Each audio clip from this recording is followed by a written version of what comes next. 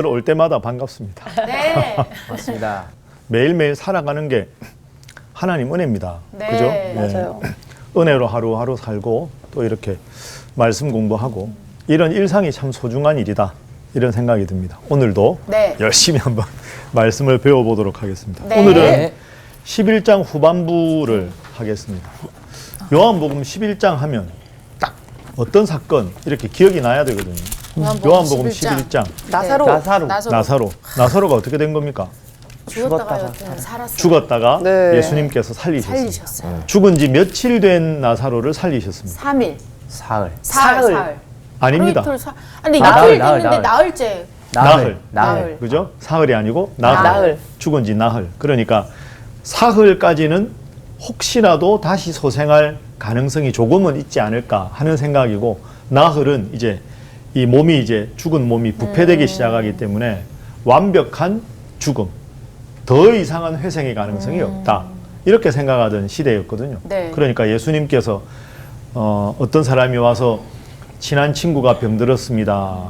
그러니까 예수님께서 이틀을 더 유하시고 죽은 지 나흘 되었을 때 나사로에게 와서 살려주신 것은 이런 깊은 뜻이 있다. 그리고 또 하나 중요한 건, 아니 친한 사람이 그렇게 큰 병에 걸려서 죽어가면 빨리 와야지라고 생각하는 게 사람들의 생각인데 예수님은 그것조차도 하나님의 시간 계획표에 따라서 철저하게 움직이셨다. 지난주에 보았던 본문 잠시 한번 보시죠. 자, 21절 보십시오. 11장 21절에 보면 마르다가 예수께 여짜오되 주께서 여기 계셨더라면 내 오라버니가 죽지 아니하였겠나이다.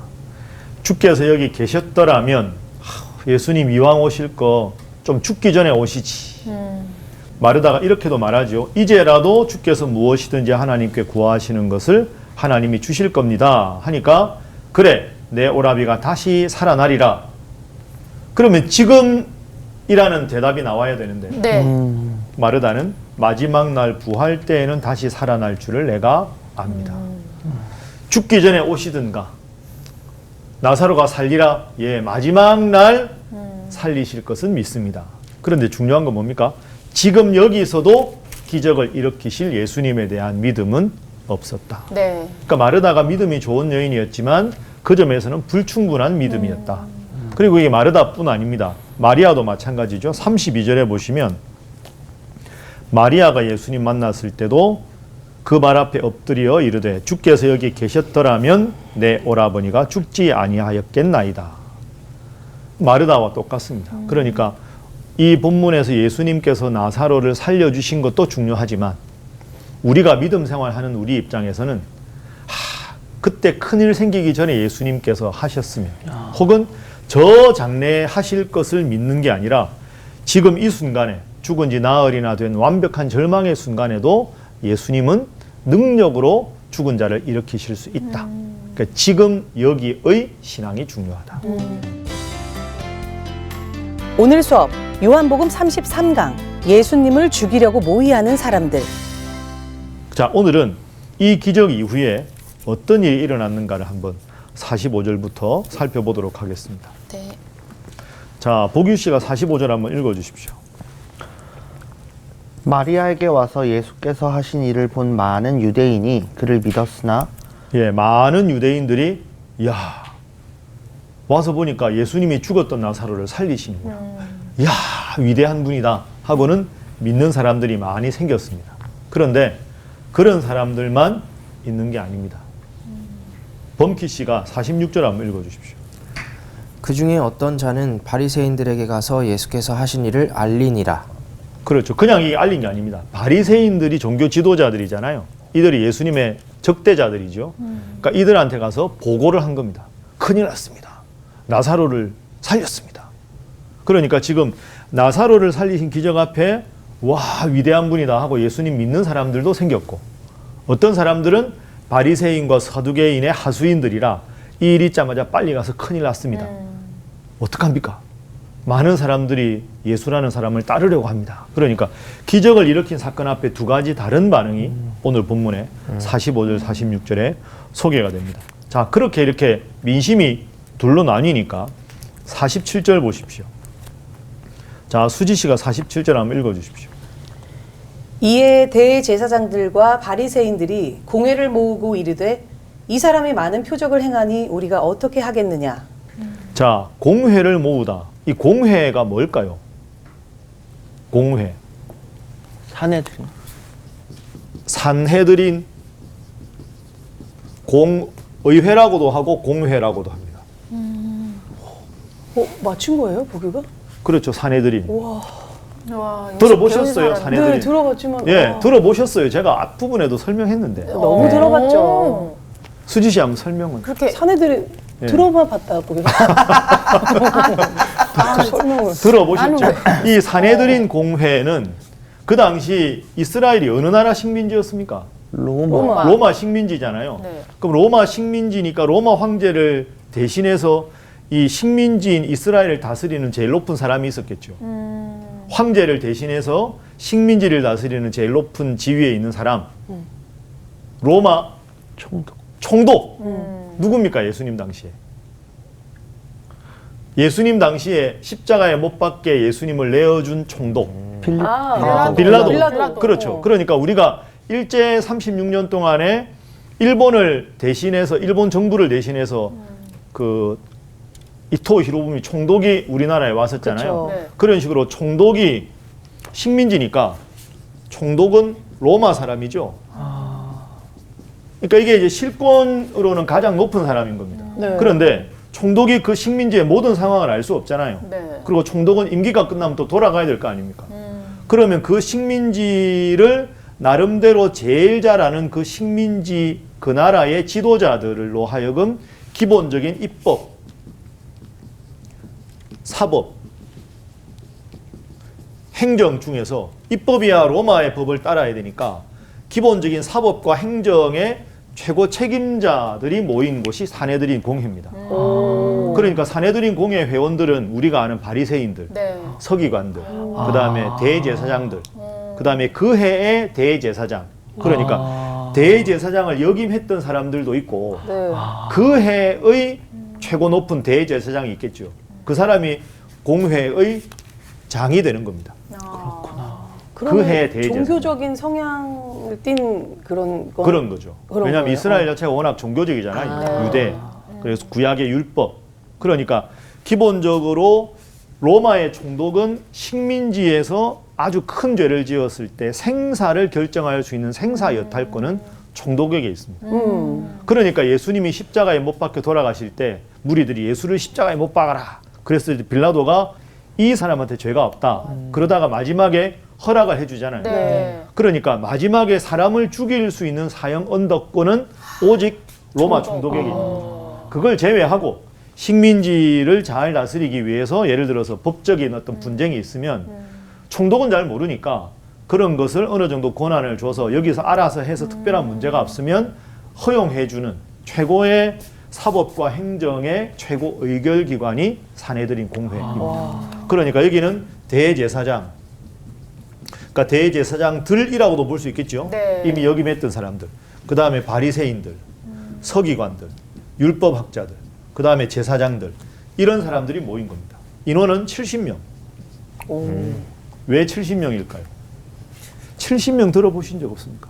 70명. 70인의 70인의 선택. 선택! 그 70인이 나오는 게 구약에 나옵니다. 구약에 모세가 지도자 노릇을 할 때 이스라엘 백성들 전체에 존경받는 어른들, 그게 70인입니다. 그래서 산헤드린 공회가 의장을 제외하고 70명이 됩니다. 자, 근거를 한번 살펴보겠습니다. 민수기 11장 한번 가보십시오. 민수기 11장 16절, 17절. 자, 윤정 씨가 한번 읽어주십시오. 여호와께서 모세에게 이르시되 이스라엘 노인 중에 내가 알기로 백성의 장로와 지도자가 될 만한 자 70명을 모아 내게 데리고 와 회막에 이르러 거기서 너와 함께 서게 하라. 내가 강림하여 거기서 너와 말하고 내게 임한 영을 그들에게도 임하게 하리니 그들이 너와 함께 백성의 짐을 담당하고 너 혼자 담당하지 아니하리라. 예. 여기가 70명 산헤드린 공회 인원의 기원이 되는 겁니다. 네. 그러니까 출애굽한 인원이 60만 3,550명이거든요. 근데 그게 장정만 60만 3,550명이에요. 거기다가 어린아이들, 여인들 다 합하면 약 200만 명 정도 되는데 모세 혼자 그 200만 명을 다 이끌고 가기가 때로 벅차잖아요. 그러니까 백성들이 어떤 어려움이 있는지, 그다음 백성들을 대표해서 건의도 받고, 또한 좀 작은 일들은 장로들이 알아서 처리하기도 하고, 이게 이제 다음에 뭐 10부장, 50부장, 100부장, 1000부장으로 발전하지만, 그러니까 출애굽을 할 때 이스라엘 민족 전체에 대표할 만한 어른들 70명을 선택했다. 그래서 이제 그들과 더불어서 크고 작은 일들을 의논하면서 출애굽을 진행했거든요. 그러니까 이 70명이 그 옛날 조상들의 70명 했던 것, 그걸 받아서 사내들인 공회도 70명. 정확하게 말씀드리면 그 해 대제사장이 의장이니까 의장까지 포함하면 71명이 되는 거죠.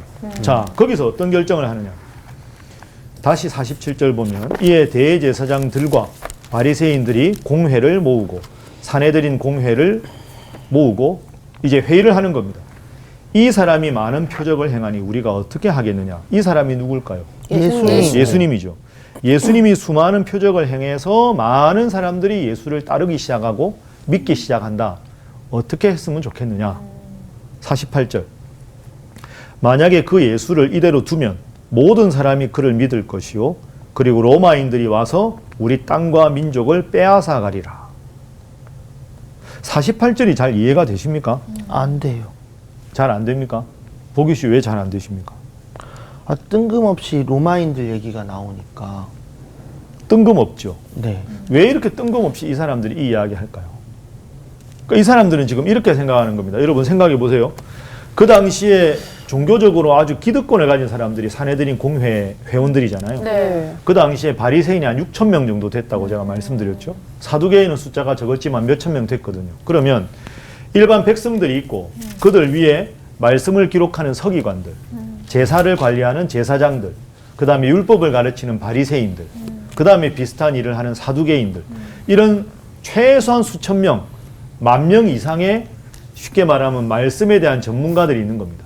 그 중에서도 최고의 엘리트인 사람이 사내들인 공회 회원인 거죠.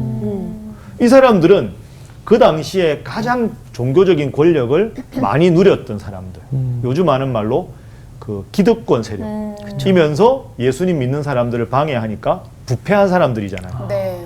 그럼 가만히 보니까 예수가 죽은 사람까지 살렸거든요. 그럼 사람들이 소문이 나면 더 많이 믿을 거 아닙니까? 그러면 예수의 인기가 하늘을 찌르겠죠. 이 사람들 관점에서. 네. 그럼 자기들이 사내들인 공회 회원이라 상당히 높은 지위를 가졌는데 자신들보다 예수님 인기가 더 많아질 게 뻔하죠. 그럼 여기서 로마 이야기가 왜 나왔느냐. 이 민심이 예수님께로 급격하게 쏠리면 이 예수님이 야 로마 주둔군들 돌격 앞으로 몰아내자. 그리고 저 패역하고 부패한 지도자들 사내들인 공회 회원들 몰아내자. 만약에 그렇게 그들의 민심에 불을 붙이면 이들이 삽시간에 이제 가서 로마 주둔군들을 다 몰아내고 혹은 서기관들, 바리새인들, 사내들인 공회에 속한 사람들의 재산을 막 약탈을 하거나 이렇게 되면 나라가 혼란해질 거다. 그러면 나라가 혼란해지면 로마가 군대를 파견해서 우리를 진압하게 될 것이다. 뭐 이런 식으로까지 지금 걱정을 하는 거죠. 그러니까 사실은 이 48절에 로마인들이 와서 우리 땅과 민족을 빼앗아 가리라 하는 것은 표면적인 것이고요. 이 사람들 마음에는 야, 이 예수가 저 바리새인들, 저 제사장들, 저들은 하나님의 택함받은 훌륭한 지도자들이 아니다. 몰아내라. 이러면 다 몰려갈 거 아닙니까? 네. 그게 두려운 거죠. 그렇구나. 그러면서 말은 로마 멋있게. 이야기를 슬며시 하면서 그니까. 마치 뭐 구국의 결단인 것처럼 그니까. 저 예수를 없애야 이 나라가 잘 유지가 되는데 명분은 그럴듯하게 하는데 사실은 야 이거 저 사람이 우리하고 대척점에 있는데 인기가 저렇게 높아지면 우리 지위가 흔들릴 수 있겠다. 요 생각을 지금 하고 있는 거예요. 그런데 고민이 있습니다. 그렇다고 예수님을 죽일 수가 없는 거예요. 왜? 아까 45절에 보면 예수님을 믿는 사람들이 많아졌잖아요. 네. 이렇게 많은 사람들이 예수님을 따르는데 예수님을 혹시라도 감옥에 투옥을 시키거나 죽이면 예수님 따르던 많은 무리들이 자신들을 향해서 갑자기 투쟁을 하게 되면 이 사람들이 위험하잖아요. 네. 그러니 예수님을 가만둘 수도 없고 그렇다고 예수님한테 해코지 할 수도 없고 이거 어떻게 해야 되냐. 이제 이럴 수도 없고 저럴 수도 없는 이런 상황이 있는 거죠. 예. 선생님 그 상식적으로 봤을 때 죽은 사람을 새로 살린다는 건 엄청난 일인 거잖아요. 그렇죠. 예. 그러면 이 사람들이 그 예수님이 하신 표징을 저거는 어떤 트릭이 있었을 거다라고 해서 그렇게 받아들여서 예수님을 배척했던 건지 아니면 진짜 그런 표징이 있었던 거는 인정하지만 우리의 기득권이 더 소중하기 때문에 배척을 한 걸까요? 근데 그건 이 사람들이 예수님께서 나사로를 살리는 현장에 있었다라는 직접적인 근거가 없기 때문에 네. 그건 모르지만 네. 아마도 46절에 보면 그 중에 어떤 사람들 바리새인들의 하수인이겠죠. 이 사람들이 나사로가 죽었는데 분명히 살렸습니다라고 보고를 했겠죠. 네. 그러니까 그 보고는 분명히 정확한 보고라고 믿었을 겁니다. 네. 근데 여기에서 고민이 하나 있습니다. 어떤 고민이냐 하면 사내들인 공회의 의장이 대제사장이라 그랬죠. 네. 그 해의 대제사장. 그 해의 대제사장. 네. 근데 이 대제사장은 바리새인과 사두개인 중에서 사두개인 중에 주로 됩니다. 오. 사두개인. 바리새인과 사두개인은 좀 다른데요. 사두개인이 귀족이었거든요. 높은 지위에 있었어요. 네. 그러니까 사두개인 중에서 대제사장이 되는데 문제가 뭐냐 하면 사두개인과 바리새인이 좀 달라요. 제가 조금 이따가 조직적으로 설명을 드릴 텐데요. 바리새인들은 부활과 천사 이런 걸 믿는데 같은 유대교 종교 지도자인데 사두개인들은 천사 혹은 부활 이런 걸 믿지 않아요. 네. 기본적으로 이 사람들. 이렇게 바리새인과 사두개인들이 예수님을 반대하는 면은 같지만 이 면에서는 아주 달라요. 그러니까 천사, 뭐 부활 이런 거를 믿는 쪽은 바리새인, 안 믿는 쪽이 사두개인이거든요. 그러면 제일 높은 의장이 대제사장이 사두개인이잖아요. 네. 이 사람은 지금까지 가르친 전통이 부활은 없다. 천사도 없다. 그러니까 우리가 이해할 수 있는 수준의 초뭐 자연적이거나 신령한 걸 부정하는데 나사로를 살린 사건을 그냥 둬버리면 예수를 그냥 둬버리면 또 예를 들어서 죽은 사람을 몇 명만 더 살리면 사두개인 전부가 괴멸하는 거죠. 그리고 사내들인 의장인 자신의 권위도 완벽하게 부서지는 겁니다. 그렇구나. 그러니까 이걸 그대로 둘 수가 없는 거죠. 그러니까 여기에 고민이 있는 겁니다. 자, 그 다음 구절 보세요. 49절. 그 중에 한 사람, 그 해 대제사장인 가야바. 그 해 대제사장이라고 했으니까 이 사람이 사내들인 공회의 의장인 거죠. 네. 의장 이름이 뭡니까? 가야바. 가야바잖아요. 그럼 가야바는 사두개인일까요? 바리새인일까요? 사두개인. 사두개인이거든요. 네. 이 가야바는 18년부터 36년까지 그죠? AD 18년부터 36년까지 오랫동안 가야바가 사내들인 공의회 의장이었습니다. 오래 했죠. 네. 이 사람이 장인이 안나스거든요. 안나스는 이 이전에 사내들인 공의회 의장이었습니다. 그러니까 그냥 장인하고 자기가 다 해먹는 거예요. 쉽게 말하면. 그러니까 이 사람들이 이렇게 했던 이유는 구약 시대를 이렇게 보면 대제사장은 그냥 오랫동안 임기가 없어요. 과거에는. 그런데 신약 시대에 들어와서 로마의 지배를 받으면서 그냥 대제사장이 되면 택함 받으면 어느 정도까지 계속 가는 거였는데 이제는 로마 총독의 권위 아래에 있으니까 로마 총독이 내 마음에 들면 두고 내 마음에 안 들면 야, 저 공회 의장 갈아라. 바꿔. 이렇게 바꿔버렸죠. 그런데 안나스와 가야바가 장인과 사위가 이렇게 수십 년 동안 대제사장 노릇을 했다는 것은 이 사람들은 매우 정치적인 사람들. 그리고 로마에 아주 이런 것도 잘하고 로마의 총독의 비위를 아주 잘 맞춘 사람. 그러면 이제는 고민이 생긴 겁니다. 가야바가. 내가 사두개인인데 예수가 나사로를 죽음에서 살렸다. 그럼 우리 사두개인이 가르치는 교리와 정면으로 위배된다. 네. 말씀드린 이런 케이스가 계속 생기면 나의 권위와 사두개인의 권위는 송두리째 망가질 수밖에 없다. 이 고민이 가야바에게 있는 거죠. 자, 가야바가 그래서 뭐라고 말하는가? 무서운 말을 합니다. 50절.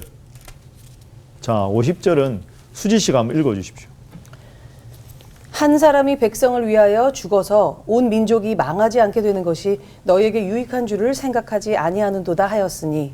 이게 무슨 말일까요? 한 사람이 백성을 위하여 죽어서 온 민족이 망하지 않게 되는 것이 유익하다.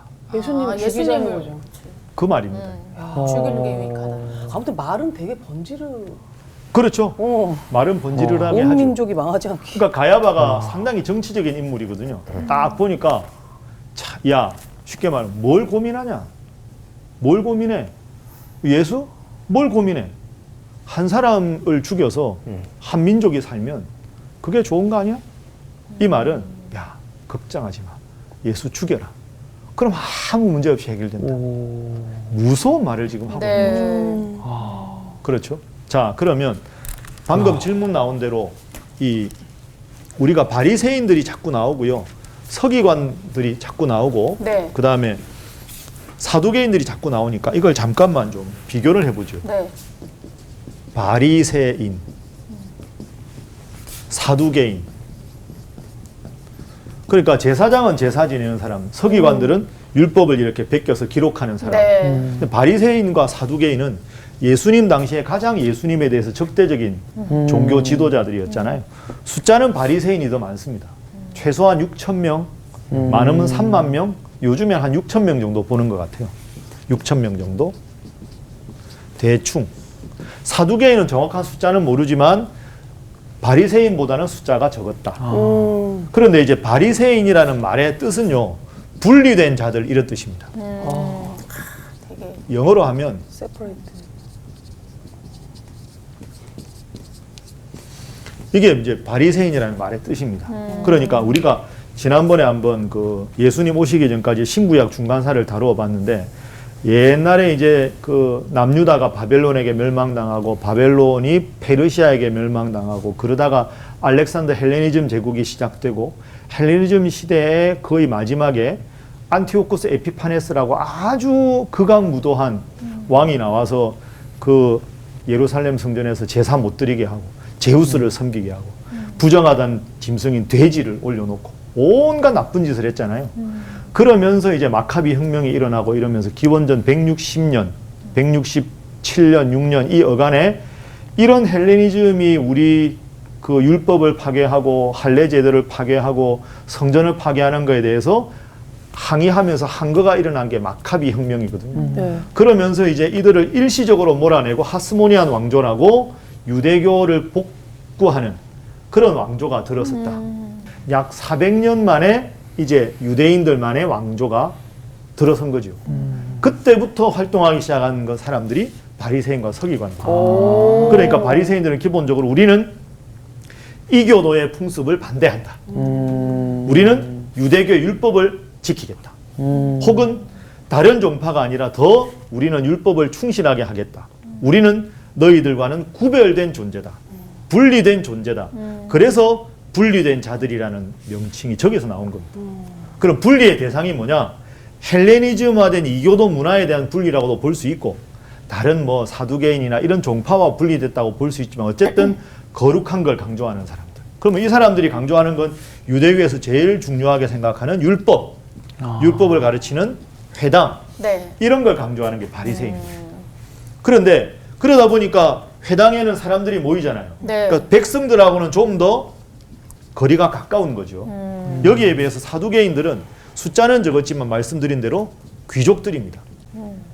신분이 높아요. 네. 그 신분이 높다는 말은 친로마 성향이 더 강하겠죠. 왜? 로마가 식민지를 지배하니까 귀족의 지위를 유지하려면 로마 사람들하고 친하게 지냈을 네, 겁니까? 그 다음에 이 사람들은 말씀드린 대로 천사나 부활 이런 신령한 것들을 부정합니다.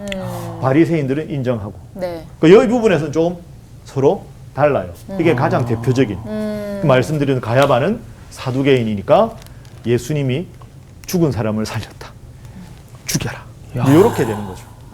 근데 예수님을 죽이자는 명분에 대해서는 바리새인들도 반대할 이유가 없는 거예요. 자신들의 기득권을 계속 유지하려면 예수님의 인기가 더 많아지니까. 네. 그러니까 이 사람들은 다 동의하게 되는 거죠. 50절. 수지 씨 말씀하신 대로 무서운 말이죠. 한 사람이 백성을 위하여 죽어서 온 민족이 망하지 않게 되는 것이 너희에게 유익한 것 아니냐. 이렇게 예수 이런 단어를 쓰지 않고도 이 나라를 위해서, 우리의 조국을 위해서 한 명 정도 죽이는 것은 큰 문제가 아니지 않겠느냐.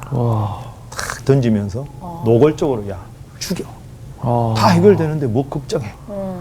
그러니까 참 말은 고상하게 하는 것 같은데 네. 무서운, 엄청나게 무서운 정치적인 논리로 예수님을 죽이려고 지금 하고 있는 거죠. 사람이 무서운 겁니다. 그러게요. 맞아요. 그렇죠. 자, 그 다음 구절 보십시오. 51절.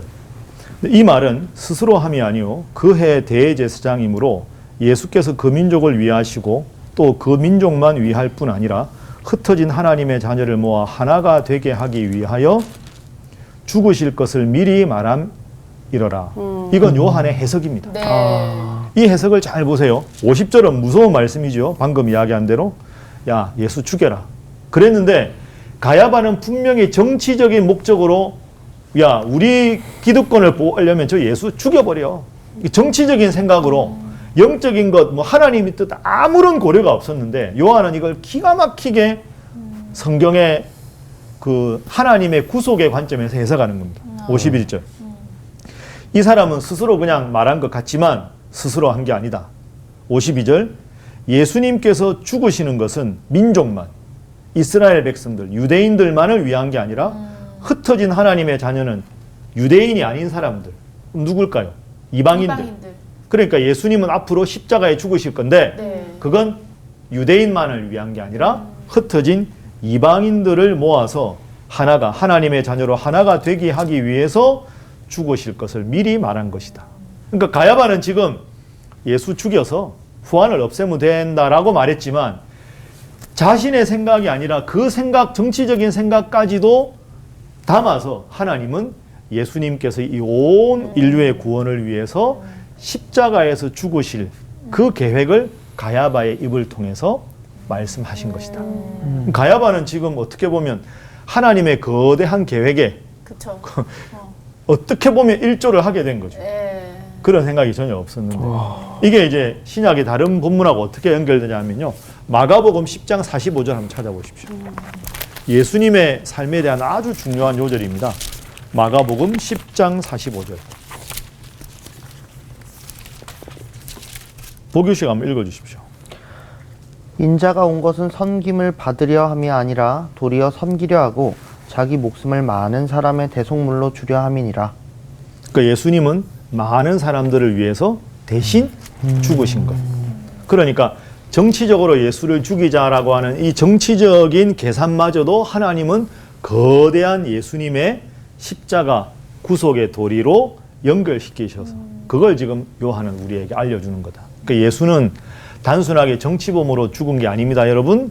예수님은 이렇게 죽은 것 같지만 사실은 모든 인류를 구원하기 위한 하나님의 계획이 가야바의 입을 통해서, 가야바는 의도하지 않았지만 이런 큰 계획 속에 들어 있는 것입니다 라고 지금 해석을 해주는 거죠.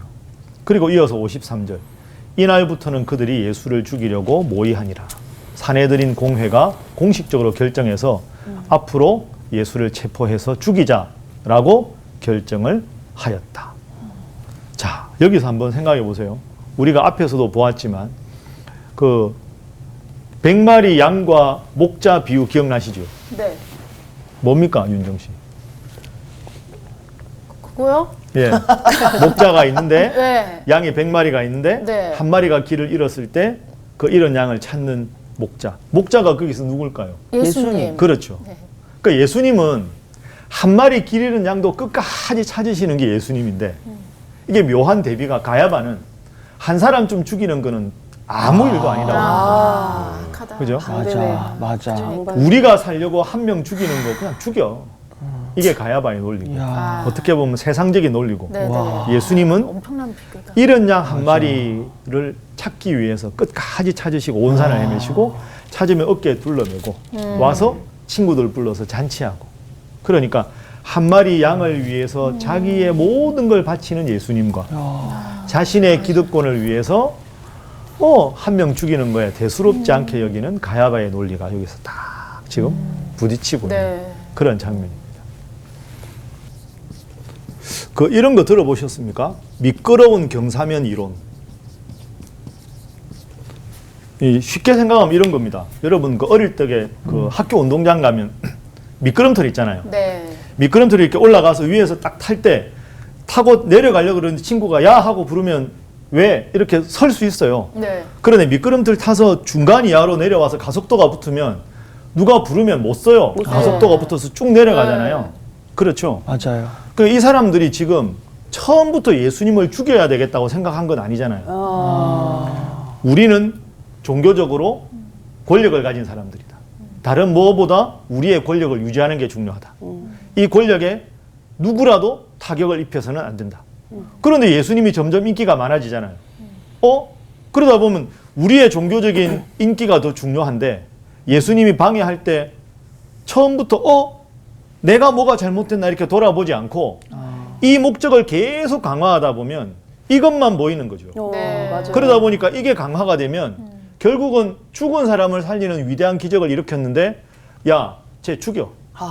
처음부터 이 사람들이 성경에 보면 처음부터 예수님을 죽이려고 한 게 아닌데 처음에 마음을 열고 주님을 주님으로 바라보려는 마음이 없으면 뭔가 시선이 잘못된 방향으로 왜곡되면 그 왜곡된 방향을 강화하는 방향으로 계속 가서 나도 모르게 끔찍한 살인자가 되어버리는 거죠. 네. 이게 미끄러운 경사면 이론이거든요. 그러니까 늘 우리가 신앙생활에서 스스로 돌아보는 회개가 중요하다라고 하는 이유가 여기 있습니다. 끊임없이 내 스스로의 자리를 다시 돌아보고 내가 지금 주님 앞에 바로 서 있는가, 내가 지금 잘못된 방향으로 가지 않는가. 그래서 주님과의 첫사랑을 회복하는 거. 그래서 마르틴 루터가 종교개혁을 할 때요, 종교개혁과 연결된 가장 유명한 표어가 이런 게 있습니다. 뭐 이렇게도 쓸 수 있겠죠. 느낌표에 이렇게 아드 폰테스라는 말은 이 폰테스에서 파운틴 이런 게 다 나온 거거든요. 이게 근원으로 돌아가라. 근원으로 돌아가라. 그러니까 로마 카톨릭의 전통을 강조하는 게 아니라 성경 자체로 돌아가라. 제가 이제 목회하고 여러분도 신앙생활하지만 우리 교회 믿음 생활할 때 교회의 가장 중요한 원형은 초대교회잖아요. 네. 초대교회로 돌아가자. 말씀으로 돌아가자. 예수님의 정신으로 돌아가자. 그러니까 늘 내 마음이 지금 바른 곳에 향하고 있는가, 무엇을 지향하고 있는가를 끊임없이 스스로 돌아보고 회개하지 않으면 나도 모르게 이 무서운 바리새인들이나 서기관들과 같은 이런 모습이 될 수도 있다. 그러니까 늘 우리가 성사학당 지금 하는 식으로 말씀을 한 절 한 절 읽고 이 말씀을 가지고 거울 삼아 나 스스로의 모습을 끊임없이 돌아보는 이런 노력을 계속 해야 잘못된 방향으로 가서 무서운, 그래서 주님께서 보시고 나는 너를 결단코 알지 못한다. 불법을 행하는 자야 내게서 떠나가라. 이런 무서운 말씀을 듣지 않을 수 있는 거죠. 일신우일시, 매일매일 새롭게 말씀을 기준 삼아 열심히 하는 거. 여러분들 진짜 이게 패널 잘 하시는 거예요. 네. 앞으로 계속 패널도 하시고 네, 성경 공부하는 게 그래서 필요한 거죠. 네, 네. 결국은 성경이다. 이렇게 생각할 수 있습니다. 자, 좀 더 볼까요? 네. 53절까지 있죠. 이날부터는 그들이 예수를 죽이려고 모의하니라. 그러므로 예수께서 다시 유대인 가운데 드러나게 다니지 아니하시고 거기를 떠나 빈들 가까운 곳인 에브라임이라는 동네에 가서 제자들과 함께 거기 머무르시니라. 이 말씀은 예수님께서 지금 이들을 눈치 보고 무서워했다, 이런 뜻이 결코 아닙니다. 이 사람들이 지금 사내들인 공회에서 결의해서 예수님 잡으러 다니는데 네. 나 여기 있어. 그게 용기 있는 게 아니죠. 그게 아니고 오직 하나님의 때 하나님의 뜻에 따라서 아직까지 할 일이 있으면 한때 소나기는 건물 안으로 들어가서 대피해야지, 소나기가 갑자기 내리는데 내가 소나기 사이를 지나가 버리라, 그 용기가 아니라 무모한 거 아닙니까? 그렇지. 아니, 객기. 일본에 그런 분 있잖아요. 빗사이로 막 맞다. 그렇죠. 예. 무리수였어? 그 옛날 개그인데. 설마설마 했어. 그러니까 이런 것도 잘못 해석하면 예수님 무서운가 보다. 그게 아니고요. 네. 예, 방금 말씀드린 대로 하나님께서 원하시는 뜻이 아직 남아 있으니까 그렇게 두려워하는 자들이 그러니까 예수님을 잡으려고 하면 피하는 것도 지혜로운 거죠. 그러니까 무모한 용기와 지혜로운 처신은 구분해야 되는 겁니다. 그래서 예수님께서 드러나게 다니지 않으셨다. 55절. 유대인의 유월절이 가까움에 많은 사람이 자기를 성결하게 하기 위하여 유월절 전에 시골에서 예루살렘으로 올라갔더니 이스라엘 백성들의 제일 중요한 세 가지 절기 기억나시죠? 네. 그 중에 하나가 유월절 아닙니까? 네. 그러니까 시골에서 전부 지금 유월절 지키러 예루살렘으로 오게 되는 겁니다. 지금 예수님은 예루살렘 아주 가까운 곳에서 이 모든 일을 행하신 거죠.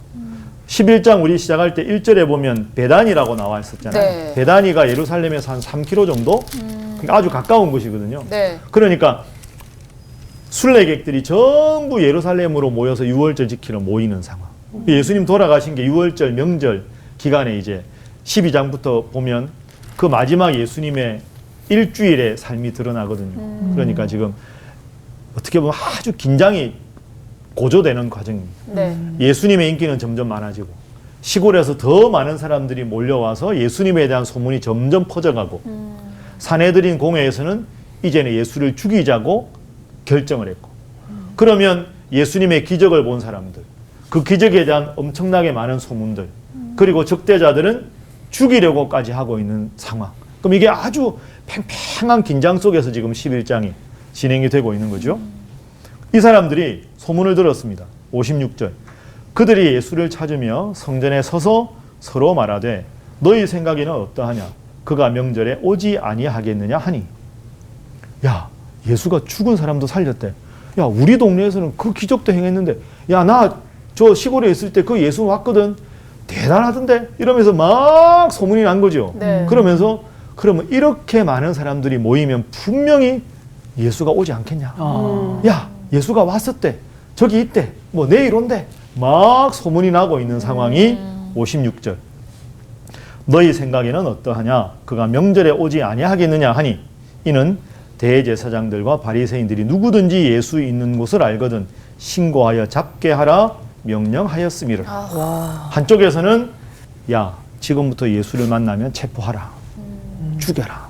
그러면 예수님이라는 한 분을 놓고 보고 싶어하는 사람들과 죽이려는 사람들의 이런 아주 팽팽한 긴장으로 11장이 끝이 납니다. 그럼 12장은 어떻게 될 거냐? 그럼 다음 주에 하도록 어떻게 기다려? 어떻게 기다리냐고요. 예. 근데 12장은 우리가 생각하는 것과는 그 긴장을 약간 놓고 또 다른 아주 중요한 사건을 우리에게 소개합니다. 네. 그 사건은 다음 주에 보도록 하겠습니다. 오늘도 수고하셨습니다. 감사합니다. 진짜 권력이라는 게 이렇게 무서운 거구나. 아니 진짜 그 욕심 때문에 사람을 죽인다는 게 마치 그냥 우리가 길 가는 뭐 이렇게 잡초 뽑듯이 그냥 너무 아무렇지도 않게 생명을 그렇게 가볍게 여긴다는 게 그 욕심에서부터 나오는 이게 너무 무섭다라는 생각이 드네요, 진짜. 그러니까 권력을 안 가져갔었잖아, 우리는. 그러니까. 알 수가 없어. 근데 사실 나는 어떤 생각을 했냐면, 그러니까 권력까지는 아니더라도 우리가 뭐 하나에 꽂힐 때가 있다? 근데 처음에는 약간의 방향이 이렇게 틀어지는데 이게 계속 꽂히면 그 방향으로 맞아, 계속 맞아. 심하게 잘못 가면 완전히 잘못 갈 수 있거든. 그랬을 때, 아, 진짜 우리가 기초에 충실해야겠구나. 하나님의 말씀에 충실해야지 우리 생각이 그걸 덮었을 때 얼마나 무서운 결과를 맞아요. 초래할 수 있나. 그랬어요. 저는 보면서 그러니까 왜 그나마 니고데모는 예수님한테 그런 질문을 했는지가 오늘 답이 되게 좀 풀린 것 같아서 그 바리새인들은 그래도 부활을 믿었던 사람들이니까 그런 거 아닌가. 질문으로 끝내는 거야? 그런 생각이 들었어요. 아, 그렇구나. 네. 들 수 있잖아. 그렇죠. 네, 저는 오늘 한 마리 양의 생명과 또 한 명의 생명, 다 같은 하나의 생명인데 이 하나의 생명을 어떻게 다른 관점에서 보는가에 대한 그 이야기에서 좀 많은 좀 깨달음이 있었던 것 같습니다. 네. 이렇게 또 다음 주가 엄청 그러니까요. 네. 어떻게 기다려? 죽이려고 했던 그 사람들 또 어떻게 되는지 또 기대하면서 기다리면서 한 주가 잘 보내도록 합시다. 네. 다음 주에 만나요. 이번 주 퀴즈입니다. 의를 구하지 않은 이방인들이 의를 얻은 것은 무엇 때문인가요? 1번 율법, 2번 행위, 3번 믿음. 정답을 아시는 분은 CBS 성서학당 홈페이지나 카카오톡 채널을 이용하시면 됩니다. 선정되신 분들에게는 대한성서공회에서 발행한 성경 통독을 위한 최고의 자습서 성경 2.0, 성서학당 선생님들의 저서 중 하나를 드립니다.